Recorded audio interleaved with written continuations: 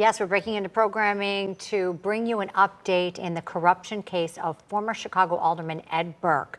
Burke has been sentenced to 2 years in prison and a $2 million fine for racketeering, bribery, and attempted extortion. The U.S. District Judge Virginia Kendall handed down that sentence just moments ago after saying she wanted to deter Burke and others from committing further acts of corruption. That has been said before by other judges as well, we should note. Today, U.S. attorneys said they estimate the cost of Burke's crimes to come out to nearly $830,000. Prosecutors had asked for a 10-year prison sentence. Burke's own lawyers instead asking for probation or home confinement, noting that he recently turned 80 years old. Ed Burke served as 14th Ward Alderman for 54 years, ostensibly taking over that job from his deceased father. In December, a jury found the ex-alderman guilty of racketeering, bribery, and attempted extortion as the once powerful politician tried to use his position to win business for his property tax law firm. Our own Taman Bradley was in the courtroom, and he will certainly have the latest for us on the WGN News at 4 p.m. For now, we're going to take a short break and get back to Spotlight Chicago.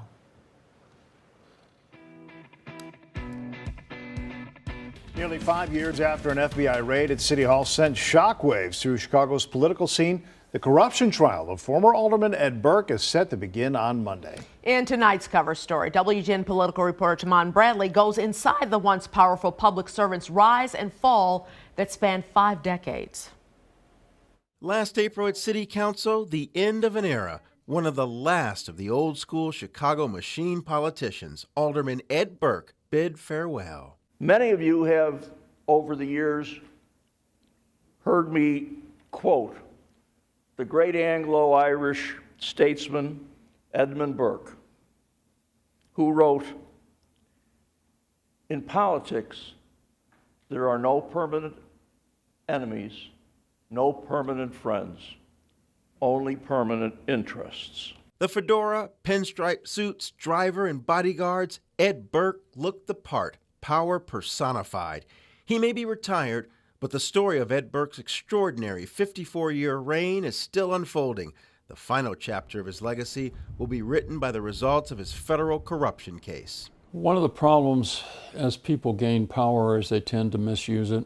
And usually the longer they stay in office, the more they abuse it. He was one of a kind in terms of the way this city operates.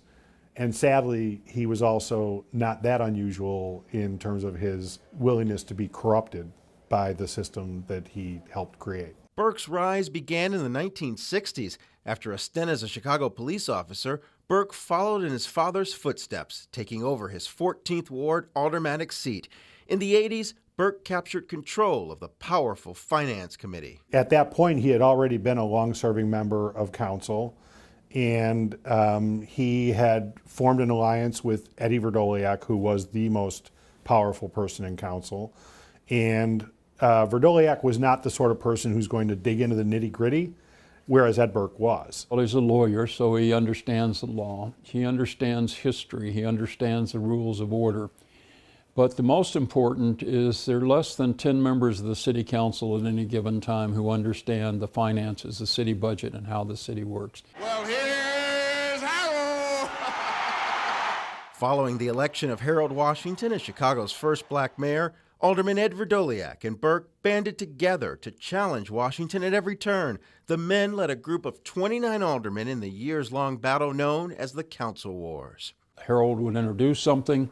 Burke and his allies would oppose it. All of a sudden, out of nowhere, declaring that the City Council of Chicago is a legislative body and playing to the racial divisions that had been part of that mayoral race. They were wearing white buttons on their lapels, the Verdoliak 29. It was very crude symbolism and very directly appealing to racial bias. And it's a blot on his career that he never has been able to completely erase. At Finance, Burke controlled the city's $100 million workers' comp program, where he and political allies made decisions about disability checks for injured workers. Critics say there was no meaningful oversight or transparency. Instead of using the executive branch or just an insurance company to handle that question, They had it handled by the Finance Committee. For decades, Burke dodged federal investigations that threatened to weaken him, including a ghost payrolling scheme. Dozens were charged, but not Burke. Council colleagues marveled at Burke's encyclopedic knowledge of Chicago history, constituent services, and legislative insight. His immense skills and willingness to evolve allowed him to keep his job, despite a demographic shift in his ward to majority Hispanic. It's a story reminiscent of embattled former Illinois House Speaker Michael Madigan. As with Mike Madigan, where there was in the back of people's minds a concern that there might be something illegal happening behind the curtain, he also had such capability in terms of the actual job performance that in some instances I think people were willing to suspend suspicion in order to say, well, Ed Burke can get it done. November 2018, the beginning of the end. Federal agents raided Burke's City Hall office. Months later, Burke is indicted on 14 counts. Among the allegations, demanding a Burger King franchise owner use his law firm for tax work in exchange for help with city permits, offering to grease the wheels for the redevelopment of the old post office if the developer retained his firm, and threatening to derail a proposed museum admission fee hike because the museum wouldn't give a friend's child an internship. Burke denies the allegations. I'm not guilty of anything. I haven't done anything wrong, and I'm sure that once it gets to court, it'll be clear. Prosecutors say the criminal activity was caught on tape. For 2 years, former Alderman Danny Solis wore a wire secretly recording conversations with Burke. The court is expected to hear the tapes. There's a difference between reading the transcript and hearing the tapes. And I know from covering other trials that when you hear the audio, you really hear how real it is.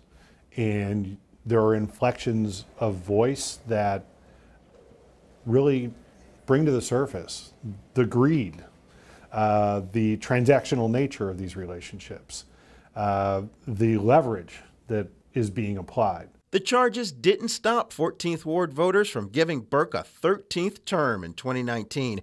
His council exit came on his own terms 4 years later when he decided not to run again. No permanent enemies, no permanent friends, only permanent interests. If I have failed during these past 54 years in achieving that goal, please permit me to apologize. Now a new goal for the former Dean of City Council, avoid prison time. Tamon Bradley, WGN alderman will be heading to prison within a few days. Ed Burke must report to federal prison by next Monday, but could begin serving his corruption sentence even earlier. Dane Placco has new information about where Burke may be serving his 2-year sentence. Initially, when Burke was sentenced last June, his attorneys asked that he be sent to the minimum federal security prison in Oxford, Wisconsin, where many Chicago politicians have served after being caught. But apparently that facility is now full. So it's likely that Burke will be headed to Indiana. This is a terrible legacy to leave. He will be remembered as the longest serving alderman, but also as corrupt. Former Chicago alderman and retired political science professor Dick Simpson says it's a saga as old as Chicago itself.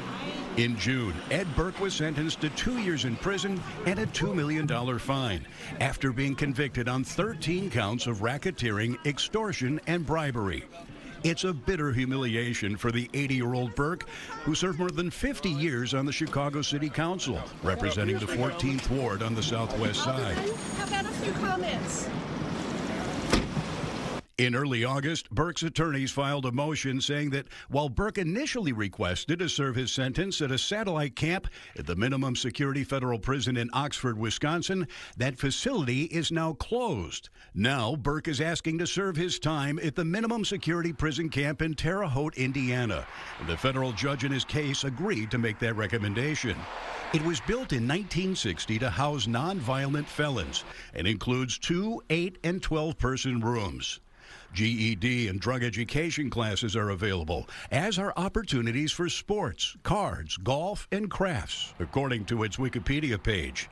And it's where former Illinois Governor George Ryan spent time before being released in 2013. We've unfortunately just sort of gotten used to corruption.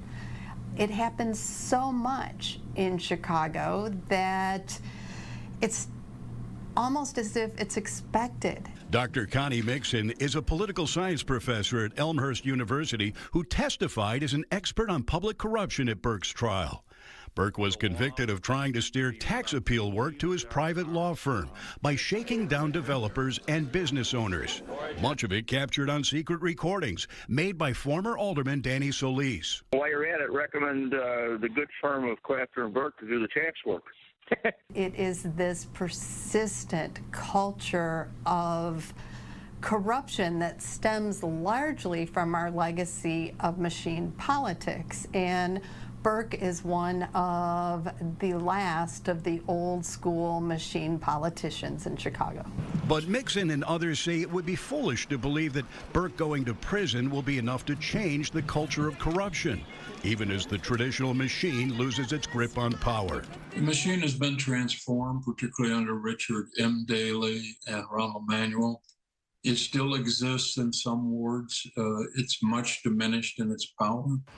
Burke got plenty of support during his sentencing, 200 letters from supporters talking about his good deeds, but that wasn't enough to keep him out of prison, which Burke will be reporting to no later than 2 p.m. next Monday. Dane Placco, Secret Fox recordings 32 were Chicago. played in the Ed Burke corruption trial today. Tapes that prosecutors claim prove Burke wanted tax business in exchange for permits to renovate a Burger King. That Burger King on South Pulaski is at the center of the federal case against Burke. Prosecutors maintain that when the owners wanted permits to renovate that restaurant, Burke suggested the approval depended on them hiring his law firm to handle the real estate taxes. Jurors then heard this phone conversation secretly recorded back in 2017.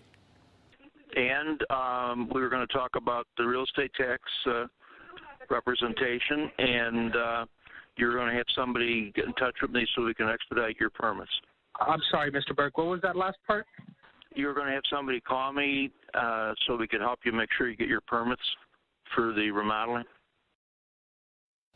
Now, Burke's attorneys countered that the law firm was never actually hired and that it was only a small part of a much larger conversation. Burke has pleaded not guilty to all the charges against him. Tomorrow will be day 12 of that corruption trial. Judy, if Ed Burke was elected again and again and again on the trust of voters, tonight federal prosecutors say he betrayed that trust, and a jury has now agreed. Tonight, though, the question is what's next for Burke and what's next for the political figure on deck, former Illinois House Speaker Michael Madigan, who is set to go on trial with authorities using the same undercover mole that got Burke. When Ed Burke was the flashy head of Chicago's powerful City Council Finance Committee, nearly everyone called him Mr. Chairman. For decades, Burke solely determined the fate of people and programs. Tonight, his personal fate has been sealed by a dozen strangers who all agreed that Mr. Chairman was corrupt. After the number of people that are convicted, the number of governors, the number of aldermen, the number of state representatives, the number of state senators, that people would get the message. I don't know if it's an endemic part of Chicago culture where people don't get that message, but they're not. The most powerful evidence against Burke were these videos, 100 of them covertly recorded by secret FBI operative and former alderman Danny Solis. Give Danny a call because I think he's going to be a main player in this whole process. Solis's primary target, longtime Illinois Speaker of the House and Democratic power master Michael Madigan. Tonight is not a good night for Speaker Madigan. Mike Madigan is scheduled for Chicago trial in April. With Burke's fall, tonight Madigan knows that a jury fully believed undercover mole Danny Solis and trusted what they heard on his tapes. There are many parallels between Burke and Madigan. The primary one is the power. Michael Madigan is probably the most powerful House Speaker in Illinois, if not in the nation, during his time. He was greatly feared, and he had been under the federal microscope. He had been the subject of many failed investigations for many years. Alderman Burke is a very powerful alderman for years and years, decades. But he really doesn't hold a candle to the level of power that Mike Madigan had. And so I think 2024 is going to be a very, very interesting year. Burke is just the latest Chicago alderman to betray the trust of voters. Bribes, graft, and kickbacks have turned the Chicago City Council into a gravy train for 36 aldermen since the 1970s. Then there are county and state officials whose membership in the Hall of Shame make Illinois a nearly unrivaled champion of corrupt activities. When Mr. Burke celebrates his 80th birthday a week from tomorrow, he will no doubt be wondering whether his 81st will also be spent. Evidence against Alderman Burke was picked up over a wiretap. It involved renovations at a fast food restaurant. CBS 2's Vince Girasoli is always investigating. He breaks down the series of events and the criminal complaint that led to the charges. The Burger King on 41st and Pulaski is never mentioned by name, but its permit history matches events outlined in the federal criminal complaint against Alderman Ed Burke. Property records link ownership to Shukat Donani and the Donani Group of Sugar Land, Texas, which operates hundreds of fast food franchises nationwide. The complaint outlines the following timeline. It includes early 2017, when restaurant executives seek permits for an exterior and driveway renovation. May 2017, restaurant architects inform owners they need a signed acknowledgement letter from the alderman and that Burke wanted to meet in person to discuss parking. Then, by May 23, 2017, the feds receive approval for a wiretap of Burke's cellular, referred to as the Target phone. On June 8th, on the Target phone, Burke asks an aide to find out what private law firm handled real estate tax work for the restaurant. On June 11th, on the Target phone again, Burke says of the restaurant owner, "I'd also like to get some of his law business and get him involved here." At a June 14th Chicago lunch, Burke corruptly solicits tax work from company executives, according to the complaint, who contacted authorities. On June 27th, Burke uses his Target phone to call a company executive, saying, "We're going to talk about the real estate tax representation." The following months include recorded hardball references, permit denials, and work stoppages. By December of 2017, executives agree to give Burke tax business to avoid any further delays. Here's something else we learned from the complaint. Apparently, conversations with Burke's law firm went on for several months. The restaurant company received its permits. They completed their renovations, but in the end, they didn't give Burke and his law firm any of their business. Reporting live in the control room, I'm Vince Girasoli, CBS 2 News.